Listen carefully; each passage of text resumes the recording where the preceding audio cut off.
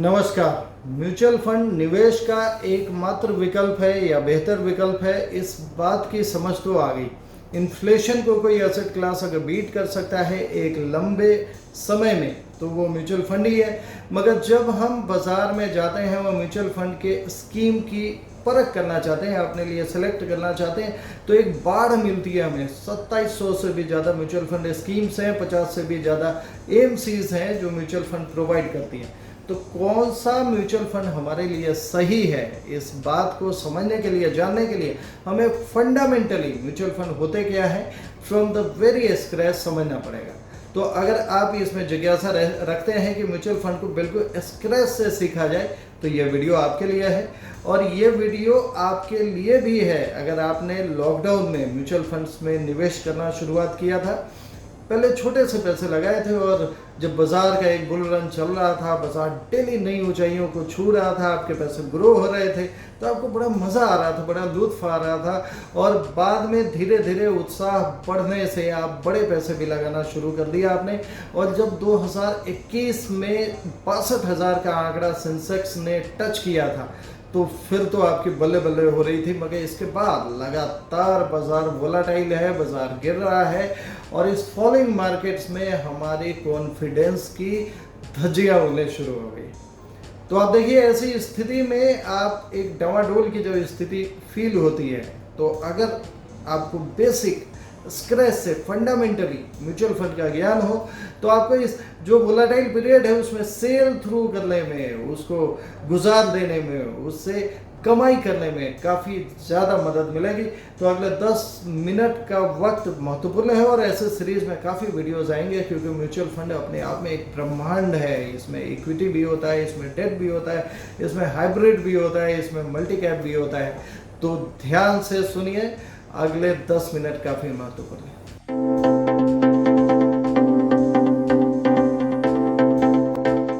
आज किसी भी प्रूडेंट प्रोफेशनल फाइनेंशियल एडवाइजर से, जो फंड मैनेजर्स हैं, उनसे अगर ये सवाल किया जाए कि वेयर टू इन्वेस्ट, कहाँ निवेश करना चाहिए, तो एक जवाब आता है इन्वेस्ट इन इंडिया। इंडिया में इन्वेस्टमेंट करने का मतलब क्या है? Invest in India economy. तो आइए इस इकोनॉमी को समझते हैं। देखिए, जो हमारी इकोनॉमी है वो अलग अलग सेक्टर्स में बटी हुई है। ये सेक्टर्स क्या होते हैं? रियल एस्टेट सेक्टर है, एनर्जी सेक्टर है, बैंकिंग एंड फाइनेंस सेक्टर है, इंफ्रास्ट्रक्चर एक सेक्टर है, ऑटोमोबाइल एक सेक्टर है, एनर्जी एक सेक्टर है। तो ये सारे सेक्टर्स मिलके हमारी बिजनेस हब को बनाते हैं, हमारी इंडिया इकोनॉमी को बनाते हैं। अब इन सारे सेक्टर्स में अलग अलग कंपनीज होती है और इन कंपनीज की क्लासिफिकेशन 3 होती है: लार्ज कैप, मिड कैप और स्मॉल कैप। ये तीनों क्या है? तो आप देखिए, जो टॉप 100 कंपनीज हैं उनको लार्ज कैप कहा जाता है, 100 के बाद जो 150 कंपनीज हैं उनको मिड कैप कहा जाता है, और 250 के बाद टोटल जो 7000 स्टॉक्स हैं, तो 250 से लेकर 7000 तक जितने भी कंपनी जाती है वो स्मॉल कैप का ही जाती है। मैं जिन कंपनीज की बात कर रहा हूँ वो स्टॉक एक्सचेंजेस में लिस्टेड है, उनकी बात कर रहा हूँ। और जब मैं टॉप 100 की बात करता हूँ तो क्या क्लासिफिकेशन है इनका, किस बेसिस पे टॉप निकालते हैं?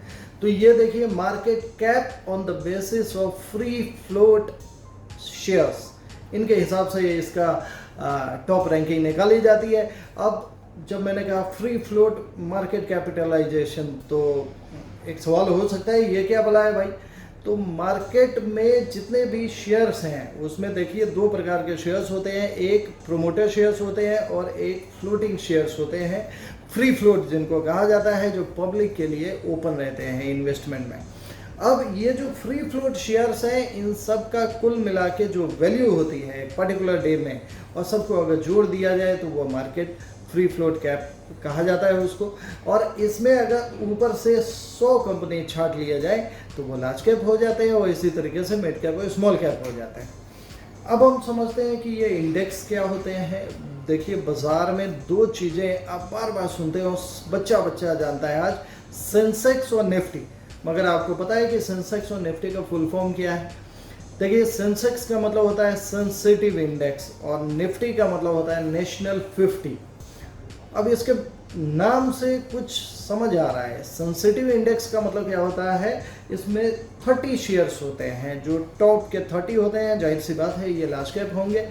और ये ऐसे शेयर्स होते हैं जिनके ऊपर और नीचे जाने से एक ब्रॉड पिक्चर मिल जाता है कि बाज़ार के जो ब्रोडर जो रैली है या फॉल है वो किस तरफ है, वो नॉर्थ जा रहा है या साउथ जा रहा है, ये पता लग जाता है। तो इन्हीं टॉप 30 शेयर्स को सेंसेक्स कहते हैं, और इसके बाद जो टॉप 50 होता है उसको निफ्टी कहते हैं। इन दोनों में जो स्टडी आप करते हैं, जो देखते हैं, जो डेली आंकड़े आपको CNBC और इकोनॉमिक टाइम्स के न्यूज़ चैनल पे आते हैं, तो इनकी गति को देखते हुए हमें पता लग जाता है कि बाजार किस दिशा में जा रहा है। हालांकि ये ज़रूरी नहीं है कि अगर सेंसेक्स ऊपर है तो सारी कंपनीज ऊपर ही होंगी, हो सकता है बहुत सारी कंपनी नीचे भी जा रही हों। आपने निफ्टी समझ लिया, आपने सेंसेक्स समझ लिया, आपने इंडियन इकोनॉमी के सेक्टर्स और लार्ज मिड और स्मॉल को समझ लिया। अगर हमें इंडियन इकोनॉमी में निवेश करना है तो कौन सा विकल्प है जिससे हम निवेश कर सकते हैं? म्यूचुअल फंड एक बहुत अच्छा विकल्प है इसमें निवेश करने का, क्योंकि म्यूचुअल फंड के जो यूनिट अलॉटमेंट होती है, जैसे मान लीजिए मैंने 1 लाख रुपया अपना निवेश किया किसी म्यूचुअल फंड स्कीम में, तो ये 1 लाख रुपए यूनिट्स हमें अलॉट कर दिए जाएंगे। और मान लीजिए 10 रुपये एक यूनिट की वैल्यू है जिसको NAV कहते हैं, NAV, तो मेरे पास कितने 1 लाख बटा 10 मतलब 10,000 यूनिट्स आ जाएंगे। और फिर जो जैसे जैसे इस NAV की ग्रोथ होगी, जो फ्लक्चुएशन होगा, ये उतार चढ़ाव होगा, उसके हिसाब से हमारे फंड वैल्यू बढ़ते और डाउन होते रहेंगे। मगर ऐसा माना जाता है कि जो डेली की मूवमेंट है वो तो जिगजैग होती है, मगर जो 3 सालों 5 सालों की मूवमेंट है, 5 सालों में तो बाज़ार हमेशा एक नई स्तर को ही छूता है। और जैसे ही बाज़ार एक नई स्तर को छूता है तो हमारे सारे जो फॉल्स हैं वो सब रिटर्न में, वो सब ग्रोथ में तब्दील हो जाते हैं। इसीलिए कहा जाता है कि staggered way of equity investing is always beneficial because since market is totally zigzag. तो जब आप एक SIP के रूप में या एक STP के रूप में जब निवेश करते हैं या एक स्टैगर्ड इन्वेस्टमेंट करते हैं, तो आप बाजार के अलग अलग स्तरों पे निवेश करते हैं, तो एक एवरेज कॉस्ट ऑफ परचेज आपको मिल जाता है। जब ओवरऑल बाजार बढ़ता है तो ये एवरेज कॉस्ट का ग्रोथ होता है और वही डिफरेंशियल आपका प्रॉफिट होता है। तो अब देखिए, म्यूचुअल फंड एक बड़ा विकल्प हो गया ना पूरी इकोनॉमी में निवेश करने का। अब इसके क्लासिफिकेशन में आ जाते हैं। अब जिस तरीके से कंपनीज क्लासिफाइड है वैसे ही म्यूचुअल फंड स्कीम क्लासिफाइड है। वो स्कीम की स्ट्रैटेजी होती है जिसके बियॉन्ड उनके फंड मैनेजर निवेश नहीं कर सकते। जैसे मान लीजिए एक लार्ज कैप की स्कीम है, एक मिड कैप की स्कीम है और एक स्मॉल कैप की स्कीम है। अब इनके फंड मैनेजर लार्ज कैप के जो टॉप 100 स्टॉक्स है उन्हीं में निवेश करेंगे, और अगर मिड कैप है तो मिड कैप वाले अगले 150 में करेंगे, और खाली अगर प्योर स्मॉल कैप है तो वो लार्ज और मिड में निवेश नहीं करेंगे, वो खाली स्मॉल कैप के शेयर्स में निवेश करेंगे। अब लार्ज मिड और स्मॉल के बाद जब तीनों का मिश्रण बनाया जाता है तो मल्टी कैप बनता है। एक मल्टी कैप फंड वो होता है जिसमें एक अनुशासित, एक डिफाइंड कैटेगराइजेशन होती है कि 25% स्मॉल कैप, 25% मिड कैप और 25% लार्ज कैप उसको निर्माण किया जाता है एक मल्टी कैप फंड का। और ये 75% हो गया, और जो बचा हुआ 25% है वो ओपन होता है फंड मैनेजर के डिस्क्रिप्शन के लिए। उसमें कुछ multi cap funds REIT REITs वगैरह में भी निवेश करते हैं। तो जहां भी एक फंड मैनेजर की हाई कन्विक्शन है कि जहां उसे ग्रोथ पोटेंशियल दिखती है तो 25% का लेवरेज मल्टी कैप में दिया जाता है। अब चूँकि यहाँ पे दायरे फिक्स हो गए हैं कि आपको 25% लार्ज कैप में होना ही चाहिए और 25 मिड में और 25 स्मॉल में। कई बार ऐसा लगता है कि फंड मैनेजर की जो कन्विक्शन है वो एक पर्टिकुलर मार्केट की वैल्यूएशन में ऐसा लगता है कि लार्ज कैप स्पेस तो काफ़ी अट्रैक्टिव है मगर मिड कैप और स्मॉल कैप नहीं है। वहीं पे जब कोई और वक्त आता है तो ऐसा लगता है कि स्मॉल कैप मिड कैप में लगातार चूँकि फॉल आता रहा है तो वो उनकी वैल्यूएशन सस्ती हो गई है, और लार्ज कैप गिरा नहीं है तो उनकी वैल्यूएशन अभी भी महंगी है। तो एक फंड मैनेजर जब एक कॉल लेना चाहता है कि अब मैं स्मॉल कैप और मिड कैप में एक्सपोजर बढ़ाना चाहता हूँ क्योंकि उनकी वैल्यूएशन सस्ती है, और लार्ज कैप में घटाना चाहता हूँ, और ये वाइस वर्सा भी हो सकता है, कभी वो लार्ज कैप में बढ़ाना चाहता है। तो इसका मतलब अगर परसेंटेज का रेस्ट्रिक्शन वो अपने माथे पे नहीं चाहता है तो उस कैटेगरी ऑफ फंड को फ्लेक्सी कैप कहा जाता है। फ्लेक्सी नाम से ही पता लगता है कि fund manager has flexibility to increase और decrease the proportion of small cap, large cap और multi cap. So now you understood what is flexi cap, you also understood what is multi cap funds.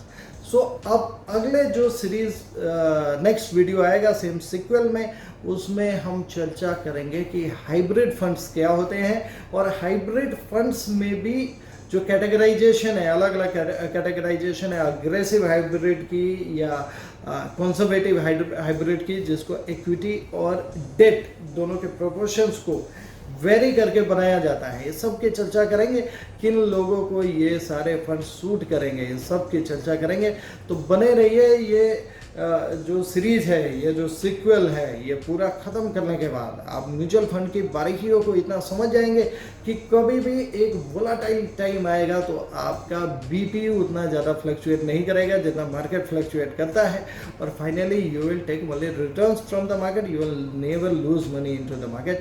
ये videos अच्छे लगे तो इसको like और share ज़रूर कीजिएगा। और अगर आपका कोई सवाल है, कोई क्वेरी है, तो नीचे कमेंट सेक्शन में लिख के ज़रूर बताइएगा। और आप मुझे व्हाट्सएप पे संपर्क कर सकते हैं, नीचे मेरे कॉन्टैक्ट डिटेल्स दिए हुए हैं। तब तक के लिए शब्बा खैर।